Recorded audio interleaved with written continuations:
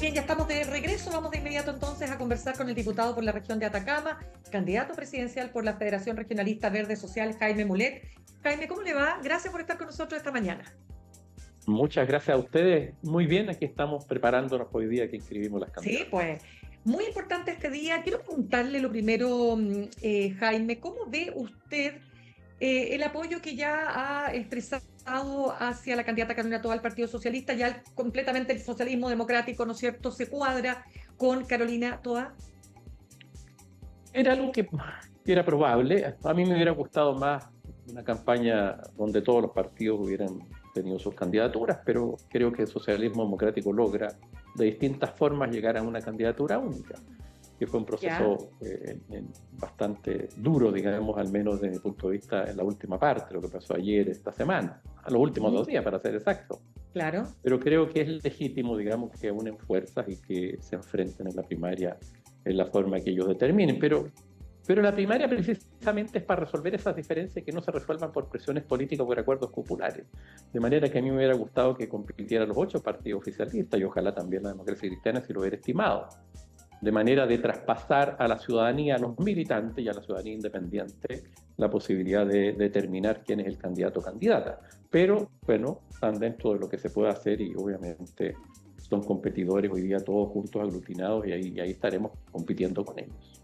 Claro, lo que pasa es que ahí también hay un juicio de realidad, me imagino, diputado Mulet, porque la candidata que duró 2 semanas, ¿no es cierto?, como candidata, Paulina Bodanovich marcaba prácticamente, no aparecía en las encuestas. Entonces, ¿no cree usted que eso fue, o eso es lo que también debe primar en estas decisiones políticas? No porque si no las encuestas deberían sustituir a la política y a las primarias, Ya. a las elecciones, digamos. A mí me Ujú. dicen lo mismo, oye, marcáis 2 puntos, marcáis uno, ¿Y qué marcáis... dice usted? ¿Y qué dice usted Yo cuando le creo que dicen no. eso? Que Boris marcaba en abril del año 2021 2 puntos. Y ganó la Ya. primaria, ganó la elección presidencial y hoy día nos gobierna. O sea, para alguien que tiene un proyecto político, un plan político, un determinado ideales en política, obviamente las primarias, las encuestas uno las tiene que ver, analizar, pero uno puede sujetarse a las encuestas. Lo que tiene que hacer uno es precisamente hacer el esfuerzo para cambiar e influir en la opinión pública y en la ciudadanía para cambiar las cosas de acuerdo a lo que uno quiere hacer o de la idea, por lo menos en este proceso que yo tengo de lo que hay que hacer en el país. Ese es el sentido de la política, si no, la verdad es que no tiene ningún sentido. Y eso es lo que la hace además atractiva y eso es lo que le da sentido a la vida cuando uno se dedica a esta actividad que hoy día está tan complicada, ¿cierto?, la ciudadanía, pero que es muy necesaria.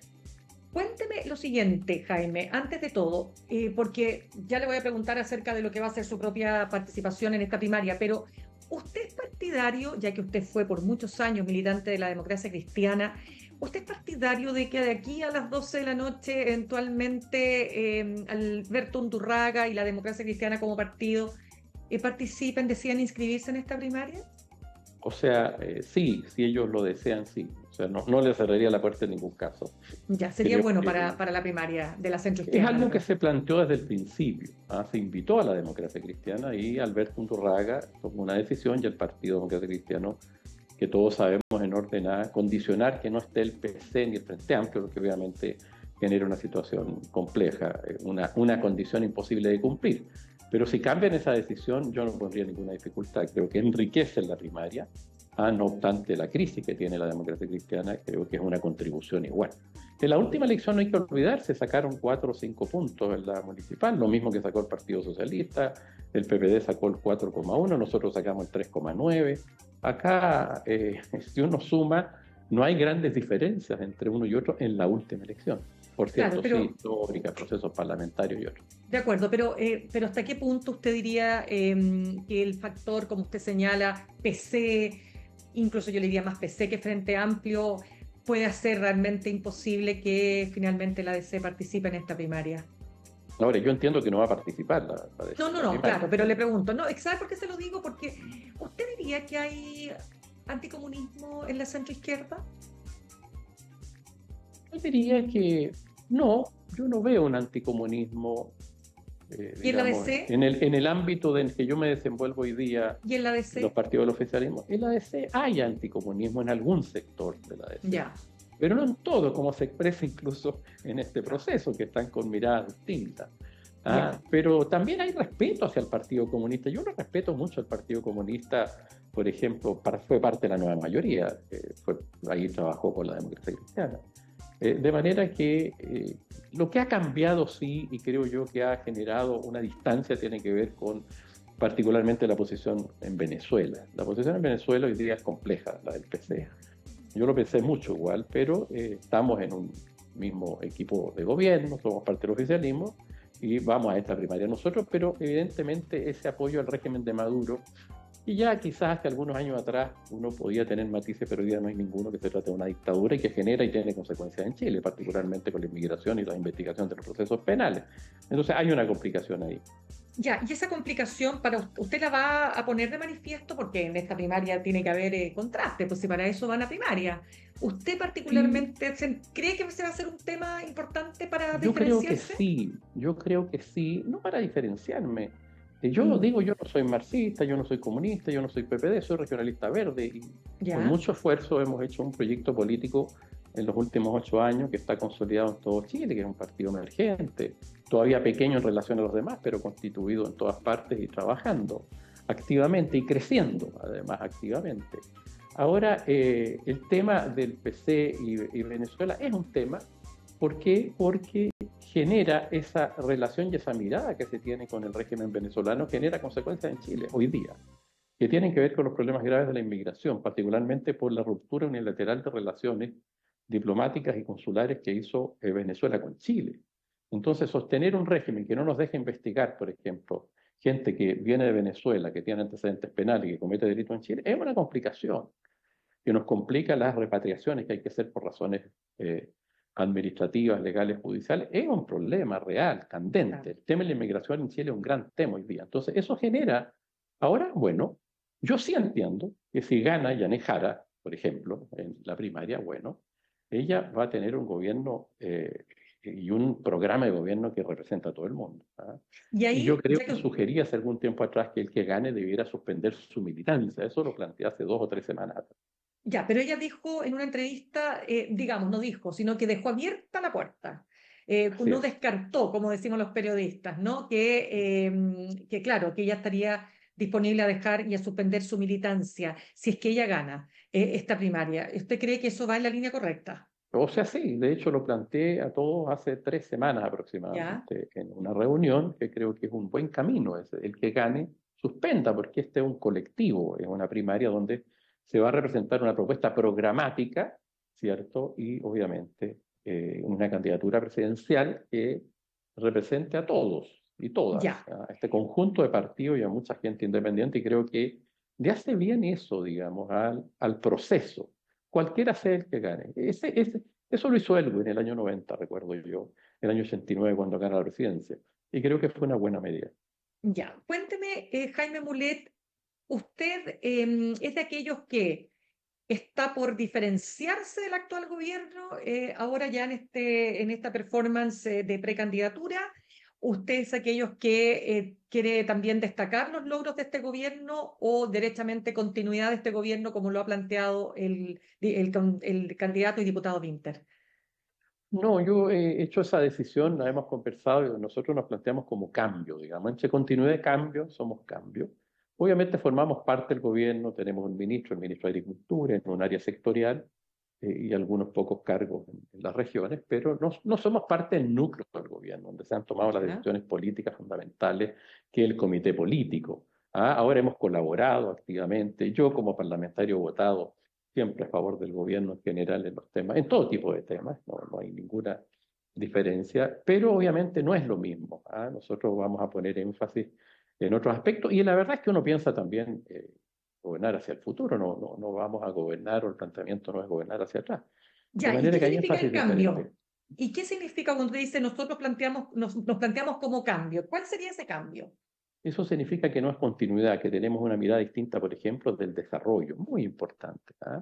Nosotros creemos que el país debe enfocar su desarrollo en dos vertientes. Fundamentalmente esta línea exógena, exportadora de cobre, de salmones, en fin, con una serie de sí, adecuaciones que hay que hacer, pero también una mirada hacia adentro del país, la economía exógena, la economía de la agricultura familiar campesina, la economía de la MIPYME, buscando la autonomía agroalimentaria, la soberanía energética, el respeto por el territorio, la descentralización que este gobierno comprometió y que no cumplió, de eliminar los delegados presidenciales regionales, de traspasar y tener una ley de rentas regionales para que las regiones y el territorio tenga recursos y vaya, obviamente, modelando su desarrollo. Y esa es una mirada diferente. Ahora, respecto de esta economía exógena que ha primado durante los últimos 40 años, que así la disminuyó hacia la exportación, bueno, también hay que hacer adecuaciones. Tenemos que exportar cobre fundido y refinado, no concentrado de cobre, con que se puede perfectamente fundir y refinar en Chile. De hecho, planteo en mi programa hacer dos nuevas fundiciones, con energía verde, con trazabilidad. Hay un tema de huella climática en la exportación de concentrado de cobre brutal, digamos, porque tú acarreas en definitiva tierra, digamos, a distintos continentes. Entonces hay miradas distintas y esa mirada distinta es la que nosotros obviamente colocamos. Cada una de nuestras políticas además tiene el componente verde. Queremos hacer y acelerar la economía a través de la construcción de viviendas, a través de un programa especial con exenciones tributarias, por ejemplo, y eso significa también viviendas obviamente sustentables, eficientes energéticamente, con madera ojalá chilena. Hay una mirada distinta al desarrollo.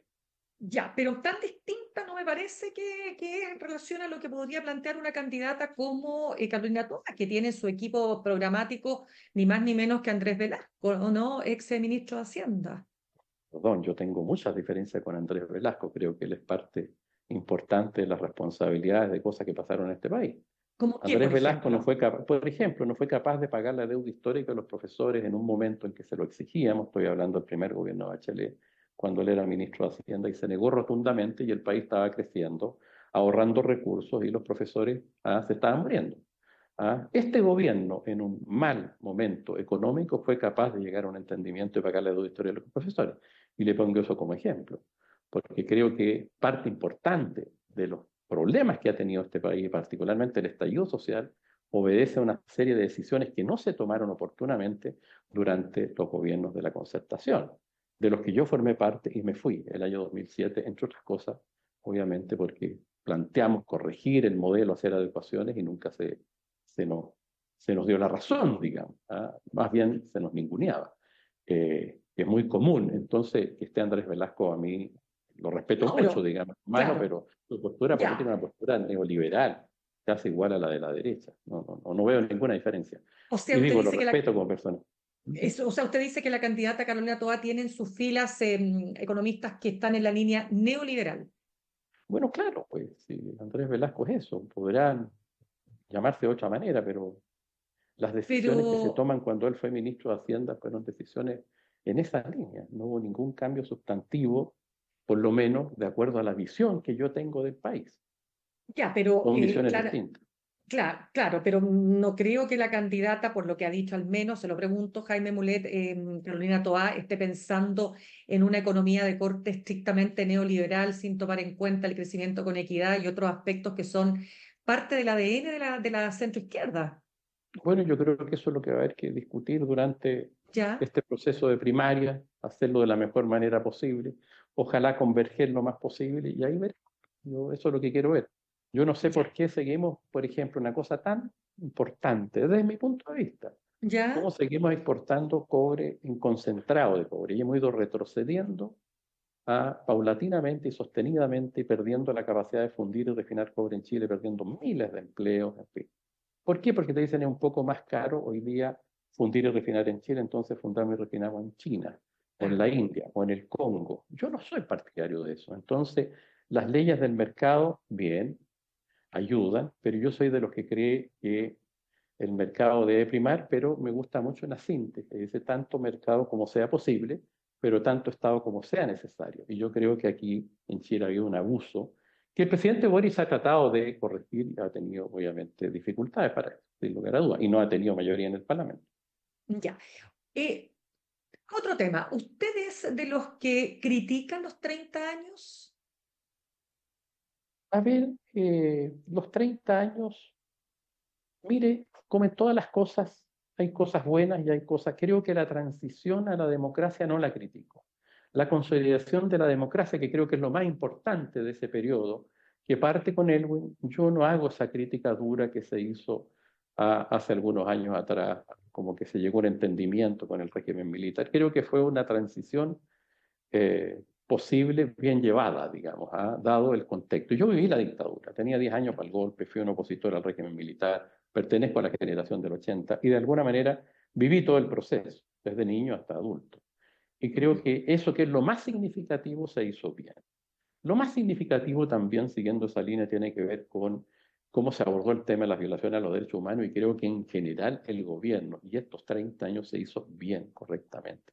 Terminamos con violadores de los derechos humanos presos, con una legislación, con un estatuto importante, con un instituto, en fin, creo que comparado con otros países en circunstancias similares, creo que se avanzó bien. En materia económica, si usted quiere, ahí es donde yo tengo matices importantes que los planteé cuando militaba en la democracia cristiana hace muchos años atrás. La concentración de mercados, los oligopolios, la desaparición de mucha pequeña industria con cancha dispareja, absolutamente dispareja, eh, como el Transantiago, de alguna manera, que nos opusimos en su oportunidad a las formas como se abordaba y se dejaba que, por decirlo en términos muy simples, el pez más grande se coma al más chico, digamos, pero en cancha dispareja. Eso no me gustó. Esa forma no me gustó y por eso que en algún momento opté por salir de la democracia cristiana y del gobierno, digamos, de la presidenta Bachelet en Sí, un momento complejo. claro, usted dice, se dejaba el pez más grande comerse al más chico. ¿Quién lo dejaba? ¿Las autoridades concertacionistas del momento? Lógico, pues sí. Hay documentos nuestros para evitar las concentraciones de mercado. Hay presentaciones nuestras, mías y de otras personas que nos ayudaban ante el ministro de Hacienda, en la Fiscalía Nacional Económica. Uno veía cómo iban desapareciendo, por ejemplo, no sé, por cualquier área de la economía que usted mire, desde la ferretería. No sé. Entonces llegaba una gran cadena, la gran cadena compraba las cosas más baratas, tenía créditos más baratos, decían que era más competitiva. No, era una cancha dispareja. Y esa cosa, esa forma en que se impone un modelo y se concentra la economía, obviamente a mí me molestaba. A mí, obviamente, me hizo tener una postura distinta. Planteamos cambios, no fuimos oídos, en fin, y uno gana o pierde en esto, ¿me entiende? Pero ese es parte importante de lo que a mí me alejó y hoy día no le puedo sostener que todo se hizo bien, ¿no? Ya, Eso entonces, me molestó mucho, el claro, tema porque de sí, distribución de ingresos. perfecto, porque usted perteneció entonces a un partido que no olvidemos, cuando usted habla de los 80 y bueno, particularmente con la llegada de la democracia, era el partido más importante Así es. De Chile, o sea, el más importante, ¿no? Y hoy día el Partido Demócrata Cristiano está reducido a la mínima expresión. Usted podría decir que usted, su sector, digamos, se fue acercando más hacia la izquierda, mientras otros se acercaron más hacia la derecha. Estoy pensando en la senadora Rincón, que formó demócratas, ¿no? O en aquellos que formaron amarillos. ¿Cómo ve a ese sector hoy día que ha tenido hartas dificultades? Los demócratas no han podido constituirse en todas las regiones del país. ¿Cómo ve ese sector? Mire, yo más que a la izquierda, ¿Mm? porque quiero primero hacer eso, yo no me siento tan hombre de izquierda. Yo más bien me acerqué o profundicé en lo que en algún momento se llamó, si usted quiere, el comunitarismo. Después Manfred Magnis lo desarrolla como el desarrollo a escala humana, la preocupación por el territorio. Eso que tiene que ver con mi formación humanista cristiana, que el Papa, entre paréntesis, que acaba de fallecer, lo plantea muy bien en dos encíclicas particularmente, la Fratelli Tutti ah, ay, La, la Laudato Si. Laudato Si, Claro. exactamente. Entonces, él lo plantea muy Laudato bien, Si. la defensa de la casa común, ¿me entiende? Eso, ese es el límite. Si usted quiere, voy más bien, profundizo en el tema, no sé, profundo del social cristianismo o de la relación con el territorio, en fin. Respecto a lo que pasa con demócratas y amarillos, creo que, bueno, yo lo veo complicado, digamos, al otro lado. Imagínate, ahora surge una cuarta candidatura de la derecha, ¿cierto? Social cristiana, claro, Claro, del del Partido Social Partido Social Cristiano, Cristiano, que es un partido muy conservador en lo valórico, y claro. que, bueno, se están presentando. Creo que están enredados, creo que, no sé, tienen tiempo, sí. Yo creo que el Demócratas tiene tiempo para constituir el partido, juntar firmas a la primera vuelta, supongo que lo van a hacer, pero creo que el quiebre en la democracia cristiana eh, En algún momento pensé que se podía rearticular, creo que eso no tiene vuelta. Lo que pasa en esta semana se ve muy complejo, digamos. Y lo miro con cierto nostalgia, digamos. Yo respeto mucho a la democracia cristiana. Cuando me fui, no era de los que quería que desapareciera, sino que yo aposté por construir un proyecto político diferente, ¿ah? Con las mismas raíces, pero apunte, obviamente, a los aspectos que nosotros hemos desarrollado ahora. ¿Usted por qué dice que esta semana es clave en ese sentido? En la democracia cristiana, porque creo Sí, que hubo toda una presión en los últimos días y una interpretación distinta de los acuerdos que tomaron para enfrentar este proceso, el del día de hoy, donde una parte de la democracia cristiana está, ¿cierto?, empujando para tratar de que se ingrese a la primaria la democracia cristiana y otra parte está resistiendo para ir a la primera vuelta, por fundamentalmente la relación que tienen fundamentalmente con el PC y el Frente Amplio. Entonces hay ahí dos visiones, o sea, la democracia cristiana se fue achicando, fueron algunos, si usted quiere, migrando hacia la derecha, ya otros hacia otro lado, pero lo que fue quedando sigue dividido igual, o sea, no quedó una parte consolidada. Entonces creo que es muy complejo eh, rescatar o, en fin, hacer un esfuerzo por reconstruirla. Veo complicado eso, pero es algo que ya. tienen que tomar ellos y yo respeto mucho a quienes la dirigen hoy día. ¿Usted diría que la democracia cristiana está destinada a desaparecer? No lo sé, no lo sé. Ahora, así como va, uno podría pensar eso. O a tener más o menos la lógica de lo que pasa hoy día en el Partido Radical, ¿cierto? Que hace muchos años se mantiene dentro del espectro político con una votación más bien relativamente baja, pero que mantiene su historia, algunas de sus tesis y sobrevive, digamos, en un sistema político eh, Perfecto. chileno. Sí, déjeme contar que estamos conversando a esta hora con el diputado por la región de Atacama, candidato presidencial por la Federación Regionalista Verde Social, Jaime Mulet. Diputado, para ir cerrando, ¿qué le parece a usted? A ver, que hay un tema acá muy interesante que ha surgido a propósito de esta petición que hiciera Patricio Cooper en medio de la investigación de Procultura, que pincha el teléfono, pide que se autorice pinchar el teléfono de Miguel Crispi, pero también pidió que se pinchara el teléfono del presidente Gabriel Boric. ¿Cómo ve usted este escenario? Mire, le voy a ser muy honesto. A mí no me gusta esto. Yo creo que la inviolabilidad de las comunicaciones y de la correspondencia es un derecho sustantivo de la democracia.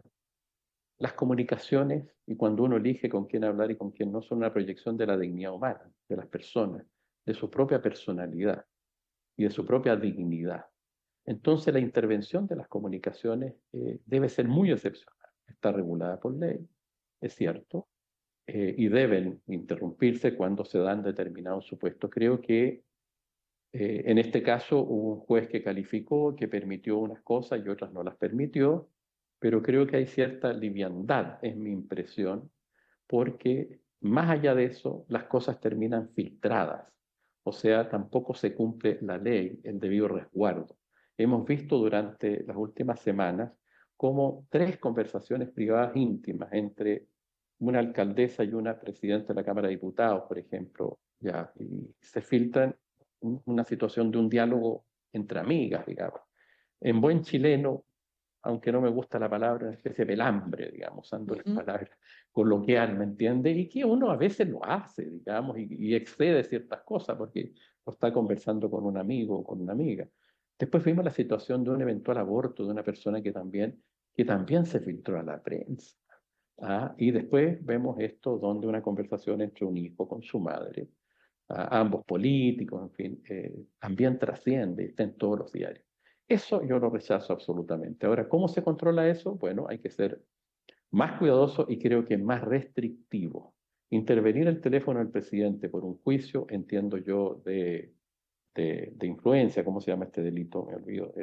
Del tráfico de influencia, El tráfico de influencia es claro. bastante absurdo, porque el presidente es la máxima autoridad de la República.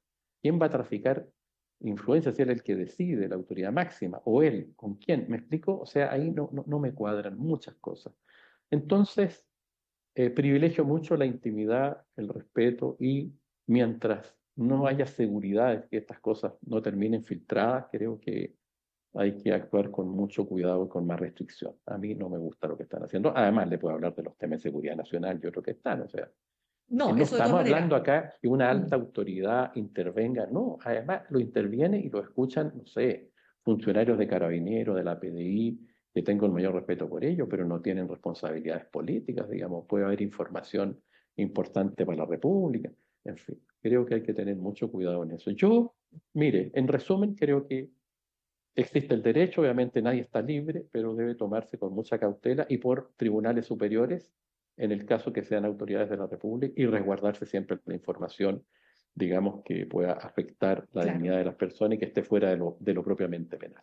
Sí, diputado, pero ¿cómo ve usted también la colisión con el derecho a la información? ¿Por qué se lo pregunto? Porque, por ejemplo, en estos días conocimos a través de CIPER Chile la grabación de la cámara del carabinero oficial retirado ya, o sea, digamos, expulsado de Carabineros, ¿no?